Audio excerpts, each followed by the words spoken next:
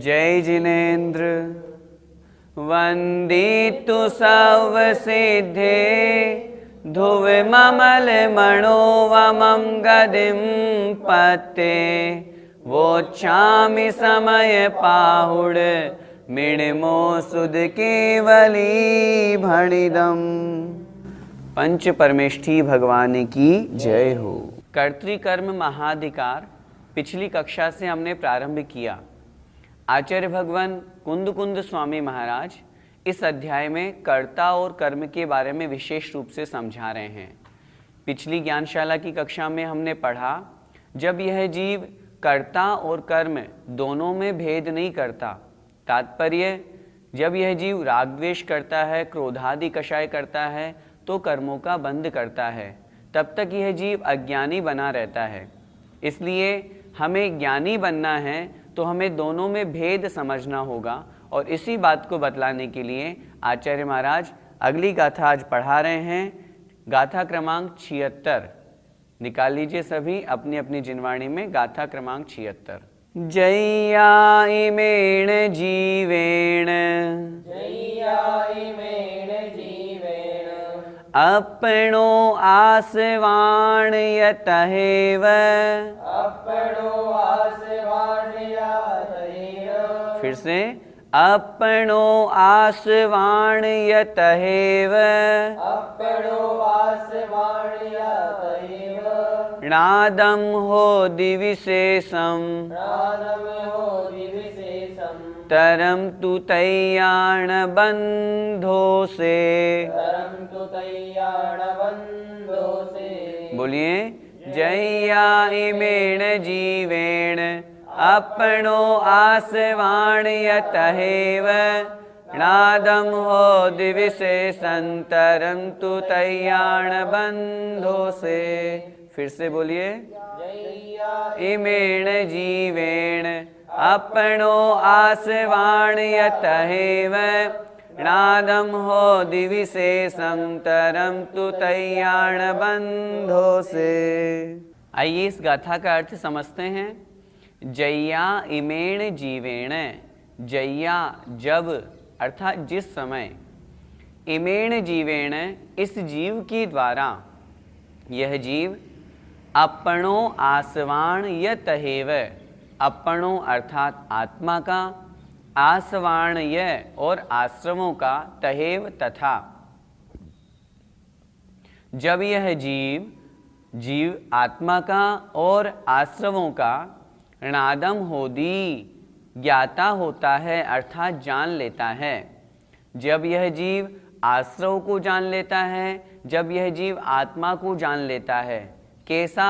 विशेषंतरम, विशेष अंतरम, विशेष भिन्न भिन्न प्रकार से, लक्षण और भेद की अपेक्षा से। आत्मा का लक्षण अलग है, आश्रव का लक्षण अलग है। आत्मा इस प्रकार के भेद वाली है, आश्रव का इस प्रकार का भेद है। आश्रव इन निमित्तों से होता है। इन सब निमित्तों को जब यह जीव जान लेता है तो तैया, तब उस समय न बंधो, कर्म बंध नहीं होता, से उसके किसके? जीव के। उस समय उस जीव के कर्म बंध नहीं होता। क्या कहना चाह रहे हैं आचार्य भगवान? वो ये कह रहे हैं, जो हमने पिछली गाथा में समझा था कि यह जीव अज्ञानी बना रहता है, राग द्वेष आदि भावों को करता है, इस कारण से आश्रव में और आत्मा में भेद नहीं जान पाता। आचार्य भगवान कह रहे हैं, जब वह इन दोनों के प्रति भेद जान लेता है, दोनों में उसने भेद विज्ञान कर लिया, दोनों का अंतर समझ लिया कि यदि मैं राग द्वेष आदि करूँगा काम क्रोध आदि करूँगा तो कर्मों का आश्रव होगा, जबकि ये तो मेरी आत्मा का स्वभाव ही नहीं है। इस प्रकार जब वो जान लेता है तब उस जीव के कर्मों का बंध नहीं होता, तब वह जीव नवीन कर्मों का बंध नहीं करता। फिर से देखें गाथा का एक एक शब्द का अर्थ। जय्या इमेण जीवेण, जय्या जब, जिस समय, इमेण जीवेण इस जीव के द्वारा, अर्थात यह जीव, अपनो आत्मा का, आसवाण्य तहेव, तहेव और आसवाण आश्रमों का, जब यह जीव आश्रवों का और आत्मा का णादम होदी ज्ञान कर लेता है, इन दोनों को जान लेता है। किस अपेक्षा से? विशेषंतरम, इन दोनों में ये अंतर है, इन दोनों के लक्षण में ये भेद हैं, इन दोनों के भेद विज्ञान को जान लेता है, तब तैया उस समय न बंधों से उस जीव के नवीन कर्मों का बंध नहीं होता, वह जीव नवीन कर्मों का बंध नहीं करता और अपने संसार को कम करता रहता है। इस गाथा में आचार्य भगवान ज्ञानी की चर्चा कर रहे हैं। ज्ञानी कौन? जो दोनों के भेद को समझ करके और उन दोनों से दूर हो जाए, राग द्वेष काम क्रोधादि भावों से दूर हो जाएगा, तो उसके नूतन नए कर्मों का बंध नहीं होगा। गाथा का भावार्थ। जब यह जीव आत्मा और आश्रमों का भिन्न भिन्न अर्थात अलग अलग लक्षण और भेद जान लेता है, तब उसके कर्म बंध नहीं होता, अर्थात ऐसा कर्म बंध नहीं होता जो उसे संसार में भटकाए। भैया जी, जीव अज्ञानी कब तक बना रहता है? जब यह जीव राग द्वेष रूप प्रवृत्ति करता है, काम क्रोधादि रूप विकार भावों में परिणमित होता है, तब तक यह जीव अज्ञानी ही बना रहता है। क्योंकि शास्त्रों में, जैसा कि हमने पिछली गाथा में भी पढ़ा था, जब यह जीव राग द्वेष आदि काम क्रोध आदि भाव करता है, तब तक यह जीव कर्मों का बंध करता है, और कर्मों का बंध करने के कारण से इस जीव को अज्ञानी कहा।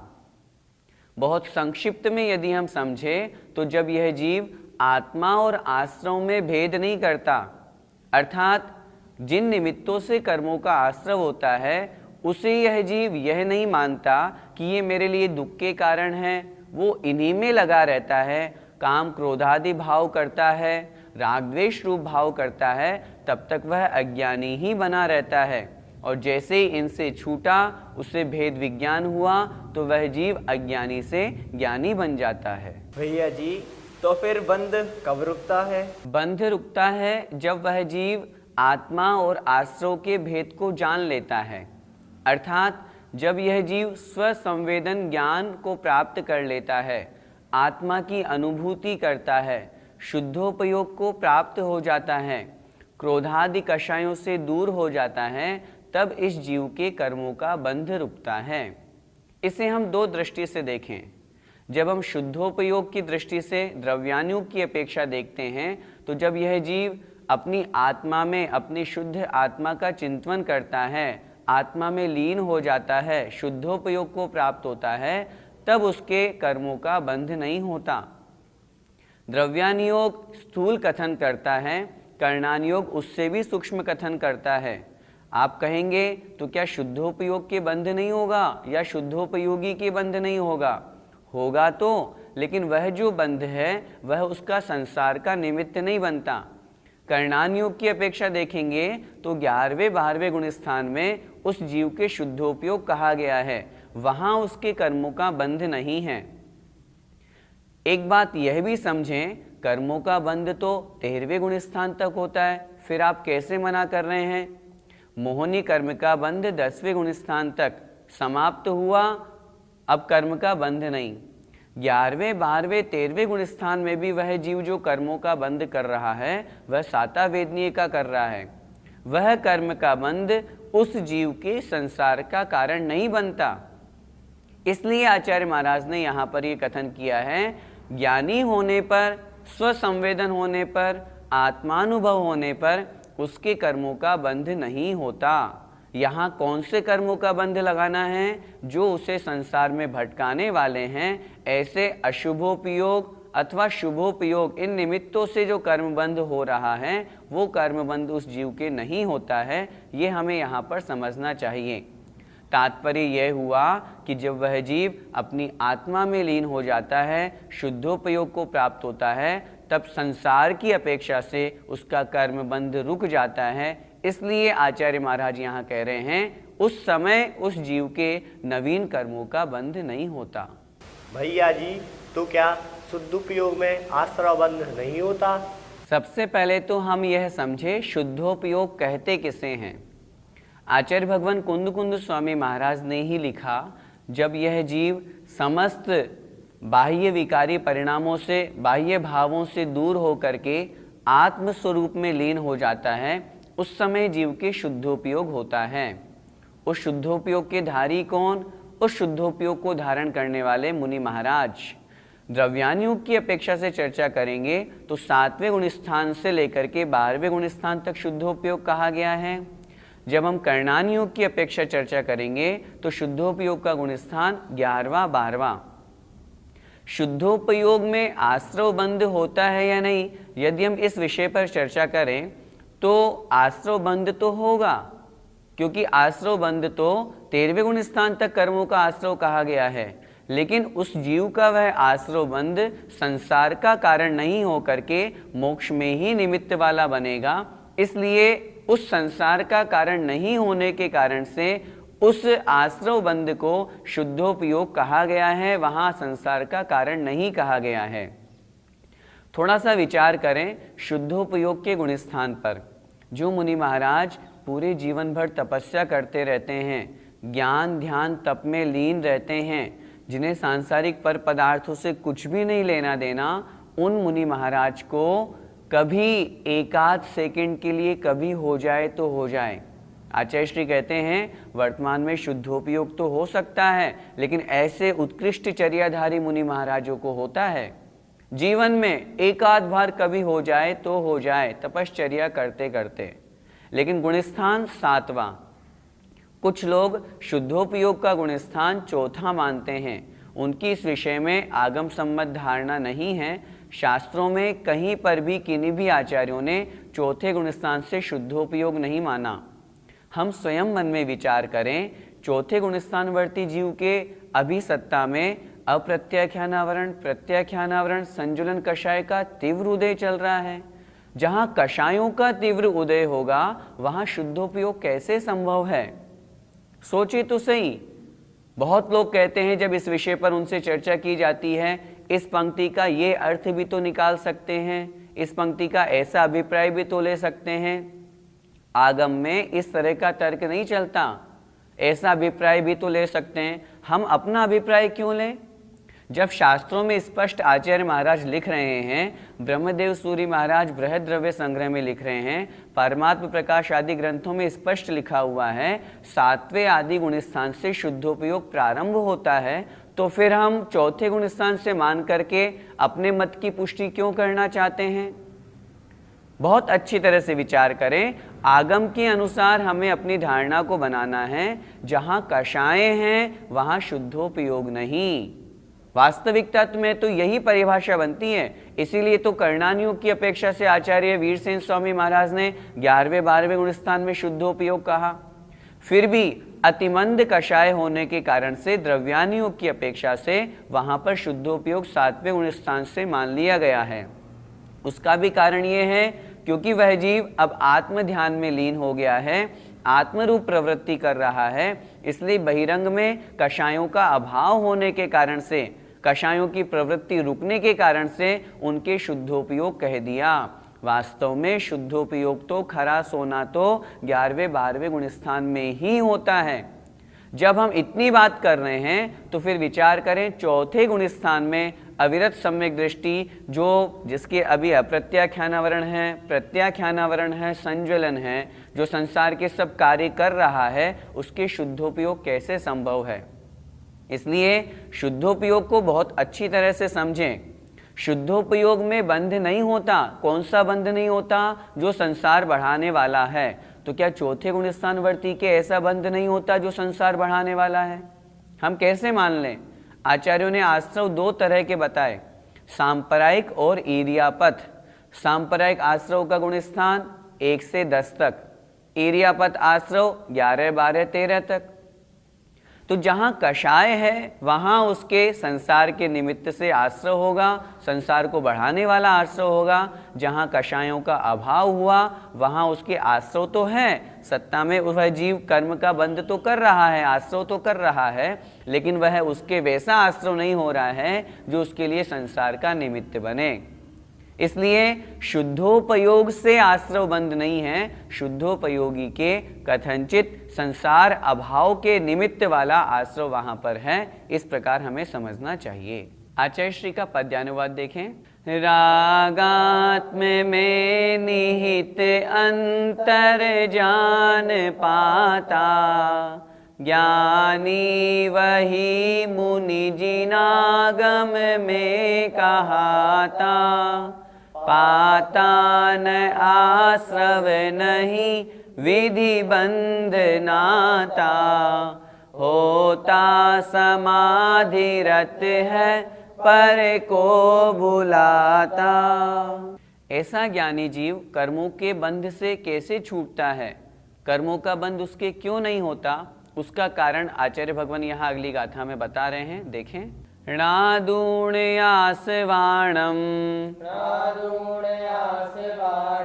असुचित्तं च विवरीय भावं च, दुःखस्य कारणं तिय तदोनियत्तिं कुणदि जीवो। बोलिए। णादूणयासवाणम् असुचित्तं च विवरीय भावं च, दुःखस्य कारणं तिय तदोनियत्तिं कुणदि जीवो। णादूणयासवाणम् असुचित्तं च विवरीय भावं च, दुःखस्य कारणं तिय तदोनियत्तिं कुणदि जीवो। गाथा का अर्थ देखें। णादूण आसवाणम, णादूण अर्थात जानकर, समझकर, आसवाणम आश्रवों को, आश्रवों को जानकर। कैसा जानकर? असुचित्तम, ये अशुचि हैं, अशुद्ध हैं, च और विवरीय भावम च और विपरीत भाव रूप हैं, च अर्थात और। आश्रवों को जानकर बात किसकी चल रही है? यहाँ बात चल रही है कौन सा जीव कर्मों के बंध से छूटता है, कर्मों का बंध नहीं करता है। जो आश्रवों को ऐसा जानता है, पहला विशेषण दिया असुचित्तम, जो अशुद्ध हैं, अशुचि हैं। विवरीय भावम, विपरीत भाव हैं, विपरीत स्वभाव रूप हैं, आत्मा के स्वभाव से विपरीत लक्षण वाले हैं। दुःखस्य कारणम, दुख के कारण हैं। ये आश्रव क्या है? दुख के कारण हैं, संसार में भटकाने वाले हैं। तीय इसलिए, तदो नियत्तिम, तदो उनसे, उनसे किनसे? उन आश्रवों से, नियत्तिम निवृत्ति को, कुणदी करता है जीवो अर्थात जीव। तब यह जीव उन कर्मों से, उन आश्रवों से निवृत्ति करता है। निवृत्ति करता है तात्पर्य उन कर्मों को छोड़ता है, उन कर्मों का बंध नहीं करता है।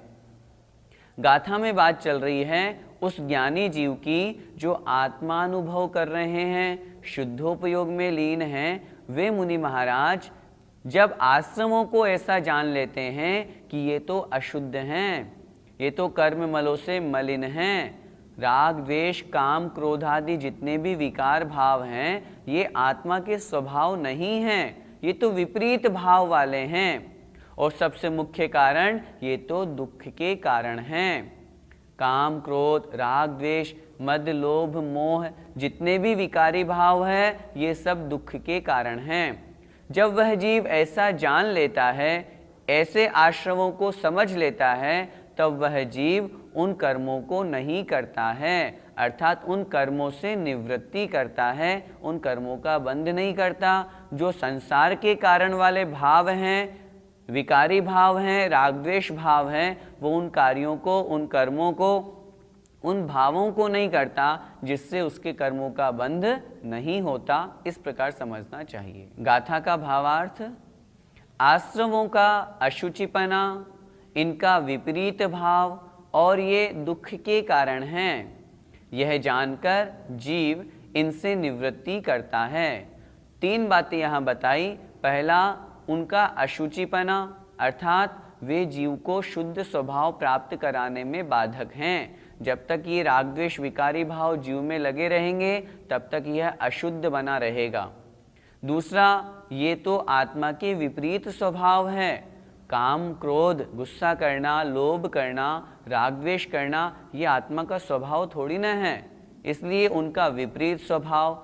और तीसरा, ये दुख के कारण हैं, संसार में भटकाने के ये मूल कारण हैं। जब वो इनको जान लेता है तो फिर जान करके जीव इनसे निवृत्ति करता है, इनसे दूर होता है। भैया जी, कौन सा जीव इनसे निवृत्ति करता है? रत्नत्रय को धारण करने वाले, सम्यक दर्शन, सम्यक ज्ञान, सम्यक चारित्र, जो 3 रत्न कहे गए हैं, उन रत्नत्रय को धारण करने वाले जो मुनि महाराज हैं, जब वो आत्मानुभव करते हैं, जब समाधि में रत होते हैं, समाधि में लीन होते हैं, उस समय उन ज्ञानी जीव की यहाँ पर चर्चा है। ज्ञानी जीव से तात्पर्य सिर्फ सम्यक ज्ञानी नहीं लगाना। यहाँ पर अध्यात्म ग्रंथ हम पढ़ रहे हैं, शुद्धोपयोग की मुख्यता है, निश्चय नय का कथन है, इसलिए यहाँ पर ज्ञानी से तात्पर्य है जिन्होंने इन सबको जान करके आत्म स्वरूप को प्राप्त कर लिया है। ऐसे ज्ञानी जीव जो राग द्वेष विकारी भावों से दूर हैं, जिन्हें संसार से कोई लेना देना नहीं, जो सिर्फ अपनी आत्मा में लीन हैं, ऐसे भी ज्ञानी जीव इनसे निवृत्ति करते हैं। इनसे निवृत्ति से तात्पर्य कर्मों से निवृत्ति। और क्या जान करके करते हैं? 3 भाव जान करके। 3 बातें यहाँ पर आचार्यों ने कही। सबसे पहली बात कही, ये सब दुख के कारण हैं। राग द्वेष आदि भाव करेंगे तो कर्मों का आश्रय होगा, दुख होगा, इसलिए वह जीव इनसे दूर होता है। दूसरा कारण बताया, ये जितने भी भाव हैं ये विपरीत हैं, जीव का स्वभाव नहीं है, जीव का स्वभाव तो ज्ञान दर्शन है। तीसरी बात बताई, ये अशुचि हैं, अशुद्ध हैं। जो राग द्वेष भावों को करता है वह अशुद्ध है। जैसे सामान्य से व्यवहार में मल को स्पर्श करने से वह व्यक्ति अशुद्ध माना जाता है, उसी तरह जब तक ये राग द्वेष विकारी भाव आत्मा के साथ में है तब तक ये आत्मा मलिन है, अशुद्ध है। इस प्रकार जान करके वह ज्ञानी जीव, वे मुनि महाराज जो रत्नत्रय को धारण करके आत्म समाधि में लीन हैं, वे इन कर्मों से अपनी आत्मा की निवृत्ति करते हैं। भैया जी, तो फिर रत्नात्रयधारी का बंध नहीं होता? रत्नत्रयधारी के बंध होता है व्यवहार की अपेक्षा से। जो व्यवहार रत्नत्रय को धारण करने वाले हैं उन मुनि महाराज के कर्मों का बंध है। लेकिन जब वे ही रत्नत्रयधारी मुनि महाराज शुद्धोपयोग में लीन हो जाते हैं, निश्चय रत्नत्रय को प्राप्त हो जाते हैं, तब उनके कर्मों का बंध नहीं होता। क्या मतलब? मतलब ये, जब शुद्धोपयोग में लीन हो जाते हैं उस समय उन मुनि महाराज के संसार की अपेक्षा से होने वाला बंध उस समय उनके नहीं होता है, इसलिए उनके कर्म के बंध का अभाव कहा है। प्रश्न, तो क्या रत्नत्रय के कारण से भी बंध होता है? उत्तर मिलेगा, ऐसा नहीं है। रत्नत्रय तो संसार से निकालने में कारण है, रत्नत्रय तो मोक्ष के मार्ग हैं, रत्नत्रय से तो संवर निर्जरा होती है, वो बंध में कारण नहीं हो सकते। कुछ लोगों की मान्यता है अणुव्रत महाव्रत संसार में कारण हैं, अणुव्रत महाव्रतों से कर्मों का बंध होता है। उत्तर बिल्कुल गलत। आचार्य भगवंतों ने अणुव्रत महाव्रत को क्षायोपशमिक भाव माना है। आचार्य अमृतचंद स्वामी महाराज ने भी लिखा है, 5 भावों में से औपशमिक, क्षायिक और क्षायोपशमिक भाव मोक्ष में कारण है, औदैयिक भाव बंध में कारण है, पारिणामिक भाव निष्क्रिय हैं। जिन लोगों की मान्यता यह है अणुव्रत महाव्रत बंध में कारण है, उसका कारण यह है क्योंकि वे अणुव्रती अर्थात पंचम गुण स्थान प्राप्त कराते हैं, प्रत्याख्यानावरण कषाय के उदय से। क्या कभी प्रत्याख्यानावरण कषाय के उदय से किसी जीव को व्रत लेने के भाव बनेंगे क्या? ऐसा नहीं है। अनंतानुबंधी अप्रत्याख्यान के अभाव में पंचम गुण स्थान होता है। अनंतानुबंधी अप्रत्याख्यान प्रत्याख्यान के अभाव में छठा सातवां गुण स्थान होता है, जिसकी हम मुनि महाराज की चर्चा करते हैं, महाव्रत की चर्चा करते हैं। संजुलन कषाय का उदय तो पहले गुण स्थान वर्ती के भी है, तो क्या पहले गुण स्थान वर्ती की हम महाव्रत मान लेंगे? अच्छी तरह से इस बात को समझें। रत्नत्रय क्षायोपशमिक भाव है और उससे बंध नहीं होता। रत्नत्रय में जो कमी रह जाती है, जो आत्मभाव लीनता से जो छूटना रह जाता है, जो बहिरंग क्रिया हो जाती है, वहां उस निमित्त से कर्मों का बंध कहा गया है। रत्नत्रय से तो कर्मों की निर्जरा ही होती है, यही समझना चाहिए। अगर हम एक पंक्ति कहें, रत्नत्रयी के अर्थात महाव्रती के बंध हैं, महाव्रतों से बंध नहीं है। इसलिए हमें अणुव्रत महाव्रत लेने का भाव बनाना चाहिए, जिससे हम कर्म बंध से छूट सकें। इस प्रकार हमने यह समझा, जो ज्ञानी जीव होता है वो इन कर्मों से मुक्त होने का प्रयास करता है। कर्मों के आश्रव के बारे में वो ये समझता है। कर्मों से पुण्य बंध तो होता है इन सब से, लेकिन वह पुण्य बंध भी संसार का ही कारण है, दुख का कारण है। इसलिए उसे भी त्याग करके वो शुद्धोपयोग में लीन होता है। आचार्य श्री का पद्यानुवाद देखें। दुखो अनात्ममय कार्मिक आश्रवों को, एकांत से अशुचियों दुख कारणों को, अत्यंत हेय लख के तजता विरागी, ज्ञानी वही मुनि अतः तज राग रागी। जय जिनेन्द्र।